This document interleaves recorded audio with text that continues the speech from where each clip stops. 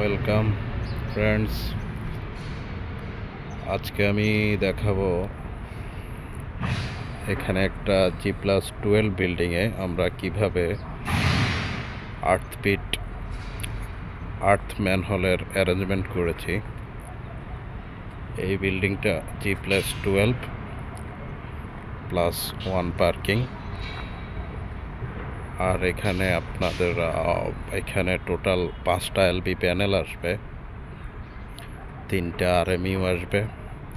তো 5টা এলবি প্যানেলের জন্য আমরা ফর ইচ এলবি প্যানেল আমরা 2টা 8 ফিট প্রোভাইড করছি। If I show you this pipe, I will explain later this for AMI system. First I will show this 8 feet manholes. Here we make 2 lines. In this line we make 6 8 manhole for 3 LB panel,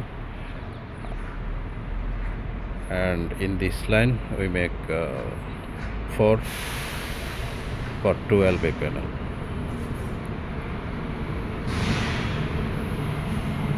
এই হলো আমাদের LB room. এখানে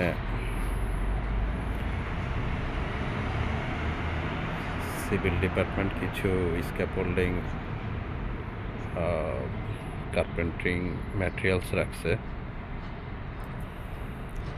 ওইখানে 2টা opening দেখতে পাচ্ছেন। ওপেনিংয়ের ওই পাশ হলো আমাদের ট্রান্সফরমার রুম, আর এইটা হলো LB room.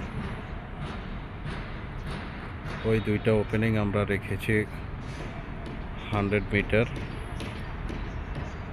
Length and 100 centimetre, maybe 110 centimetre length and 55 centimetre width. এই 2টা ওপেনিং দিয়ে ট্রান্সফরমার রুম থেকে কেবলগুলা এলবি প্যানেল পর্যন্ত আসবে। আর এই জায়গাটা হলো আমাদের ড্রাইভওয়ে এরিয়া। বিল্ডিংটা অনেক বড়, অনেক লম্বা, টোটাল 528টা ফ্ল্যাট। এলবি রুমের 1.5 মিটার পরে আমাদের হলো আমাদের ফার্স্ট ম্যানহোল। তারপরে এভাবে আমরা এটা 2 নাম্বার ম্যানহোল, এইটা 3 নাম্বার, এটা 4 নাম্বার ম্যানহোল,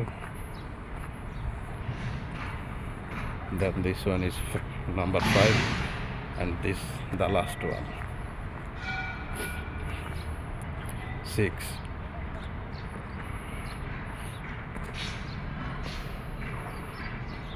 তিনটা এলবি প্যানেলের জন্য 6টা 8 ফিট আমরা এই লাইনে অ্যারেঞ্জ করেছি। ম্যানহোলগুলো যেন স্ট্রেট হয়, মেশনকে ওইভাবে ডিরেকশন দেওয়া হয়েছে, ওরা ম্যানহোলগুলো বানাইছে। ফর নাও আমরা 60/60 ম্যানহোলগুলো প্রোভাইড করতেছি। Letter it will be 30/30. This one is another line. এই লাইনে আমরা প্রোভাইড করছি টোটাল 4টা 8 ম্যানহোল। কিন্তু আপনারা হয়তো দেখতে পাচ্ছেন এখানে 6টা দেখা যাচ্ছে। অ্যাকর্ডিং দিওয়া we provide these 2 manholes, this one and this one, for Diwa transformer.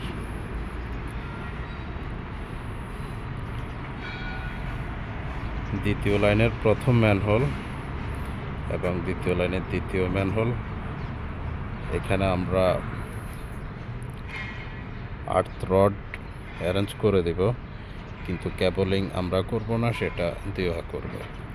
আমাদের কাজ শুরু হবে এই 3 নম্বর ম্যানহোল থেকে, দ্বিতীয় লাইনের 3 নম্বর, 4 নম্বর, 5 নম্বর, 6 নম্বর।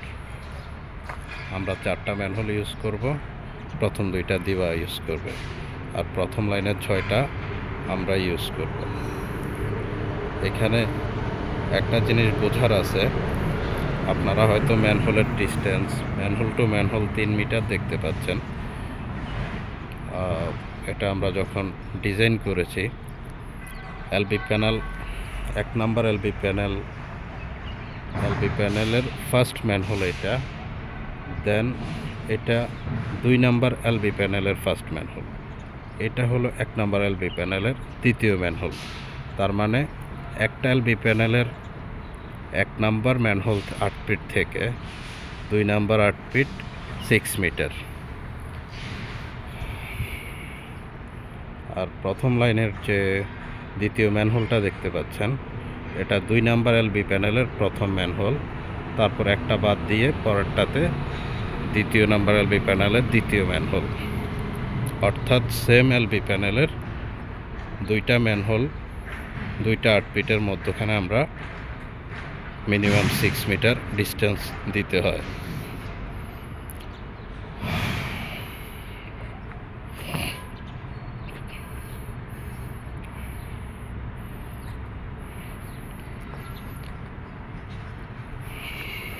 আমরা এখনো বোরিং করি নাই, আর্থ রডও আমরা ফিক্স করি নাই, এগুলা পরে করব।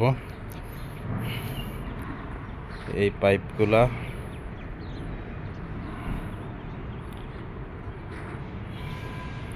এটা হইল এলবি রুমের সামনের যে ইমিডিয়েট সামনের ম্যানহোল। এখান থেকে আমরা 3টা 4 ইঞ্চ 100 mm এর পাইপ এলবি রুমের দিকে দিয়ে প্রবেশ করিয়েছি। সেম এলবি রুমের সংলগ্ন প্রথম ম্যানহোলের এখান থেকেও আমরা 3টা 100 mm পাইপ এলবি রুমে প্রবেশ করিয়েছি।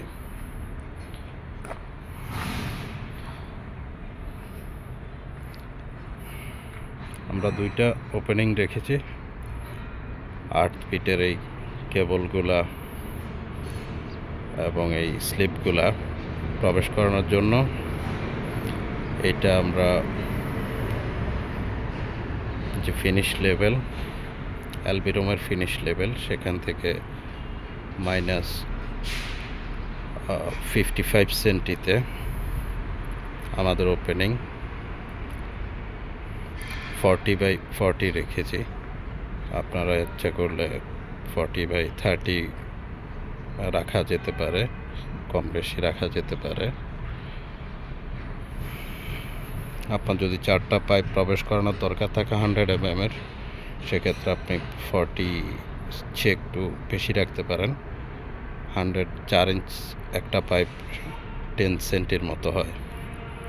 আর এই পাইপগুলোর ব্যাপারে আমি বলছি, এইখানে আপনারা দেখতে পাচ্ছেন 50 mm 4টা পাইপ। আই ডোন্ট নো আপনারা ক্লিয়ার দেখতে পাচ্ছেন কিনা।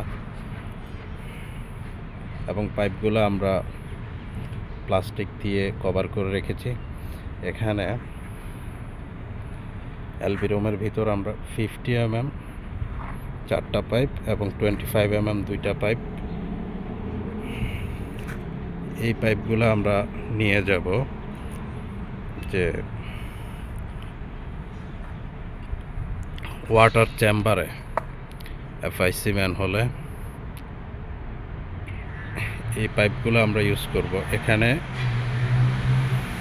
অ্যাকচুয়ালি 2টা building A, building B, ground floor এবং পার্কিং একটাই বিল্ডিং, কিন্তু টিপিক্যালে গিয়ে এখানে 2টা বিল্ডিং হয়ে যাবে। আমরা 2টা পাইপ 50 mm রেখেছি, টোটাল 4টা পাইপ। এগুলা AMI সিস্টেমের জন্য, যে স্মার্ট মিটারিং সিস্টেম হয় দুবাইতে, সেগুলোর জন্য। যখন এগুলা ফাইনাল কানেকশন হবে, ওয়ারিং হবে, আমি সেগুলা শেয়ার করব। আমরা এই ম্যানহোল সেন্টার টু ওই ম্যানহোল সেন্টার 8 ম্যানহোলের যে 2টা লাইন আমরা বানিয়েছি, 2 লাইনের মধ্যবর্তী দূরত্ব আমরা 1.5 মিটারের মতো রেখেছি। এটা কোনো সমস্যা না, শুধু এখানে ফলো করতে হবে যে সেম এলবি প্যানেলের 8 ফিট, 2টা 8 ফিটের মধ্যবর্তী দূরত্ব যেন 6 মিটার হয়। এখানে আমাদের ম্যানহোলের মাঝখানে প্লাম্বিংয়ের একটা ক্যাশ বেসিন এসেছে। এটা অ্যাকচুয়ালি আমাদের 8 ফিট লাইনের ওই লাইনেই আসতো, আমরা সেটা কোঅর্ডিনেট করে প্লাম্বিং ইঞ্জিনিয়ারের সাথে এটাকে আমরা মাঝখানে দিয়েছি। এটা একটা ড্রাইভওয়ে এরিয়া, এখানে একটা ক্যাশ বেসিন, সেম ওখানে একটা ক্যাশ বেসিন।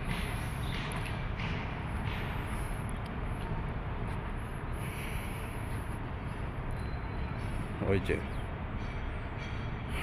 ওইখানে একটা ক্যাশ বেসিন, আর হলো এখানে একটা ক্যাশ বেসিন। 2টা সেম লাইনে আসার কথা, কিন্তু এটা যে লাইন ওই বরাবর যদি আসতো তাহলে আমাদের 8 ফিটের লাইনের সাথে কলিশন হচ্ছে, সেজন্য এটাকে ওরা একটু ট্রান্সফার করে সরিয়ে দিয়েছে, একটু বাম সাইড করে ওরা এটা স্থাপন করেছে। এটা হলো একটা ক্লিন আউট।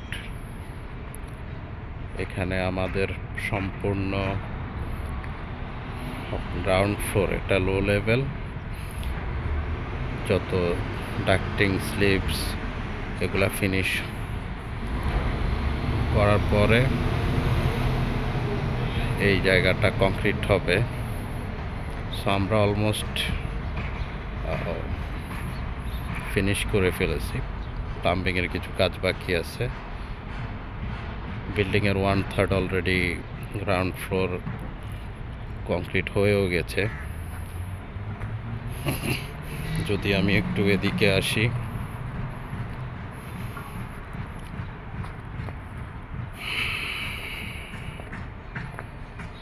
আপনারা দেখতে পাচ্ছেন এগুলা প্লাম্বিংয়ের ক্লিন আউট, ক্যাশ বেসিন, ম্যানহোলস। এটা হলো মেইন ড্রাইভওয়ে। এই ড্রাইভওয়ে দিয়ে আমাদের টেলিফোনের 4টা পাইপ, যেটা এটিসালাতের এন্ট্রি পাইপ, সেগুলো আমরা অলরেডি লেইং করেছি। ম্যানহোল বানিয়েছি 25 মিটার ডিস্টেন্স দিয়ে এক ম্যানহোল থেকে আরেক ম্যানহোল। এইগুলা হলো টিপিক্যাল ফ্লোর থেকে যে ডব্লিউসি সোয়েল পাইপের কানেকশন হবে এগুলা এসে এখানে একটা সেন্ট্রাপ, তারপর একটা ম্যানহোল। যদিও এটা প্লাম্বিংয়ের ব্যাপার, প্লাম্বিং ইঞ্জিনিয়ার এগুলা দেখাশোনা করে। তো আমি প্লাম্বিংয়ের এমইপি ইঞ্জিনিয়ার হিসেবে পূর্বে একটা কোম্পানিতে কাজ করেছি, তো আমার প্লাম্বিংয়ের অভিজ্ঞতা আছে, আপনাদের সাথে যদি চান আমি শেয়ার করব।